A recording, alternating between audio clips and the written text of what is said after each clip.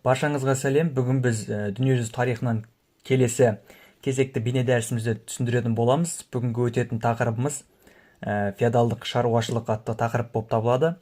Яғни бұл жалпы феодализм ұғымы, феодализм дегеніміз не, жалпы поместьелік құрылым және тағы басқа осы сияқты сұрақтарға жауап іздеп осыны түсіндіретін боламыз. Енді жалпы бүгінгі айтатын тақырыбымыз ол феодалдық шаруашылық. Енді жалпы феодализм ұғымымен қысқаша айта кетер болсам, феодализм дегеніміз мысалы феод деген сөзді феод және ализм деген сөзден бөліп қарастырсақ болады. Феод дегеніміз ол бізде жалпы негізінен жердің үлесі болып табылады. Былайша айтқанда жер деген мағынаны білдіреді. Жалпы феодализм бізде батыс Еуропада 9 және 10 ғасырларда қалыптасқан жүйе болып табылады. Былайша айтсақ, термин деп айтсақ та болады. 8 ғасырда феодализмнің қалыптасу үдерісі басталады. Негізгі байлық көзі жер болған болатын. Жерді сыйға беру кең тарады. Корольдер мен ақсүйектер жерді мұрагерлік меншікке айналдырды. Жалпы феодализм дегеніміз жерге иелік ету деген сөз болып табылады. Яғни жерге қатысты термин. Феодалдық құрылыстың негізгі белгілеріне келер болсақ, біріншіден ең бастысы жер болып табылады. Жер негізгі табыс пен байлық көзіне айналған болатын осы феодализм кезеңінде. Екіншіден, шаруашылықтың натуральды сипаты. Біз қазір бұл туралы толық ақпарат беріп өтетін боламыз. Яғни екіншіден феодализм негізгі белгісі ол шаруашылықтың натуральды сипаты, яғни натуралды шаруашылықтың қалыптасуы. Үшіншіден, шаруалардың феодалдарға тәуелді болуы. Төртіншіден, ірі жер иеліктерінің қалыптасуы. Бесіншіден, феодалдық бытыраңқылықтың күшеюі. Осы 5 негізгі белгі осы феодализм кезеңіне қатысты, феодалдық құрылысқа қатысты. Одан кейін бізде феод және феодал ұғымдарына келер болсақ, феод дегеніміз жаңа айтып өткеніміздей атқарған қызметі үшін берілетін жер үлесі, яғни жердің үлесі, берілетін жер үлесі осы феод деп аталған болатын. Яғни оны көбінесе әскери қызмет атқарғандарға сыйға берілген болатын. Ал феодал дегеніміз ол жаңағы жердің иесі, яғни феодтың иесі. Орта ғасырларда жер иеленуші үстем тап өкілі феодал деп аталған болатын. Яғни ол кейінгі кезеңдерде рыцарьлар осы негізінен ірі феодалдардың құрамына енген болатын. Біз оны келесі дәрісте айтатын боламыз толығырақ. Жалпы сонымен қатар поместье және натуралды шаруашылық ұғымдары бар. Поместье дегеніміз жалпы ерікті шаруалардың еңбегіне негізделген шаруашылық, феодалдың жер иелігі. Бұл да жалпы феод ұғымымен пара-пар, яғни поместьелік жер иелігі болып саналады. Оның басшысы феодал болған болатын, яғни оны поместье деп атады. Сонымен қатар осы поместьеде натуралды шаруашылық өндірілген болатын. Яғни натуралды шаруашылық дегеніміз адамдардың күнделікті қажетті нәрселерін, жалпы азық-түлік болсын, бұйымдарын ол өздері өндіріп, сыртқы саудадан тұйықталып, яғни сауда жасамай өз өнімдерін өздері өндіре алу осы натуралды шаруашылық деп аталған болатын. Яғни қажетті заттардың бәрі поместьеде өндірілді, сауда әлсіз болды, өнім сату және сатып алу аз кездескен болатын. Бұл натуралды шаруашылықтың белгілері. Сонымен қатар енді натурал шаруашылықтың негізгі белгілеріне келер болса, олар орталық мемлекеттік билік әлсіз болды, сауда-саттық төмен деңгейде дамыды, феодалдар азық-түлік пен бұйымдарды өздері өндірді, әрі поместье өз қажеттілігін өзі өтеді. Яғни жаңа айтып өткеніміздей негізгі белгілері. Енді феодалдық бытыраңқылық. Феодалдық бытыраңқылықтың негізгі себептері қандай болды? Біріншіден, ірі феодалдық иеліктердің күшеюі. Екіншіден, иеліктерде күштеу аппараты құрылды. Үшіншіден, феодалдар көршілерімен өз бетінше соғысты. Төртіншіден, бітім жасау мәселелерін өздері шешті. Алтыншыдан, кейбір феодалдар өздерін корольмен тең санай бастаған болатын.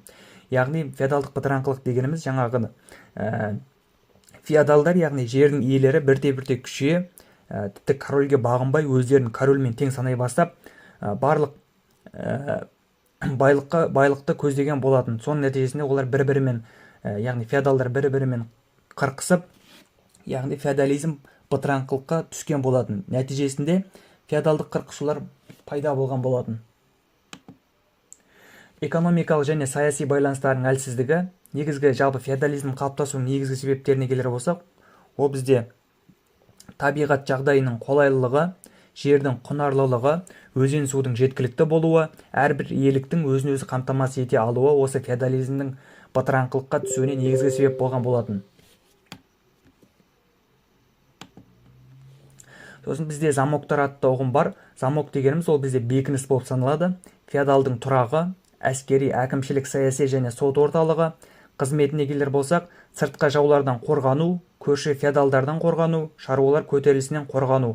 Яғни осы жаңағы феодалдар өздерін мәтінде айтылып өткендей, жаңағы сыртқы көрші феодалдардан қорғану үшін және әскери, әкімшілік, саяси және сот жүйесін жүргізу үшін осындай өздеріне замоктар, яғни бекіністер салған болатын.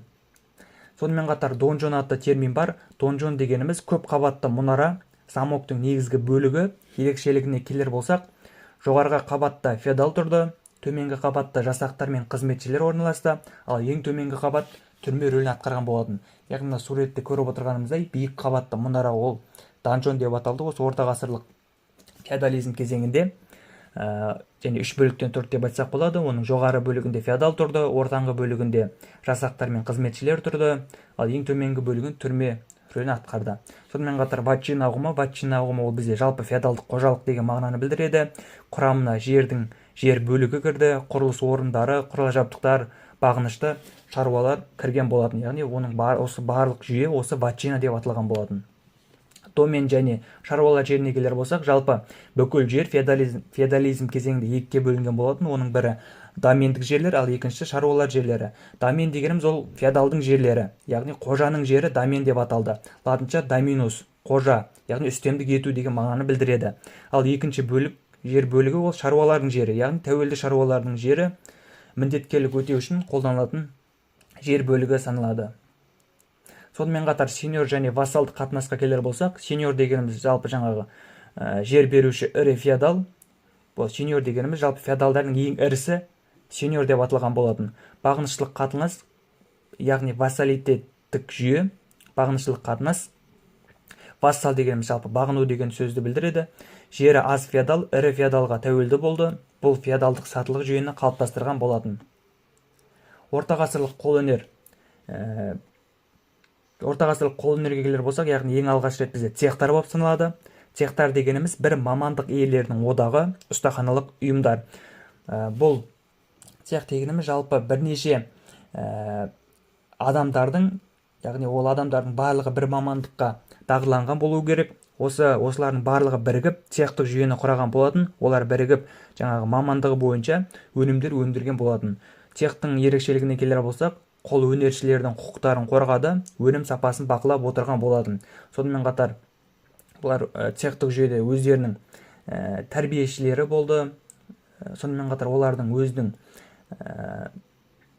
ізбасарлары болған болатын. Осы ізбасарларын оқытып, цехтық жүйе ары қарай дамып отырған болатын. Сонымен қатар цехтық жүйеге ену үшін белгілі бір дәрежеде шедеврлар, яғни бір өнім жасау тиіс болған болатын.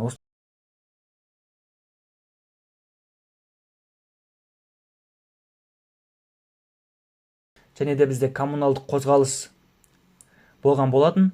Коммуналдық қозғалыс бізде 10-13 ғасырларда қалалардың еркіндік үшін күресі кезінде қалыптасты. Мақсатына келер болсақ, феодалдарға тәуелділіктен құтылу, қалалардың өзін-өзі басқаруына қол жеткізу.